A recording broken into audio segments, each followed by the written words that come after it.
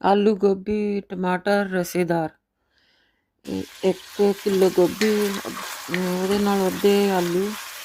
3-4 ਟਮਾਟੋਸ onions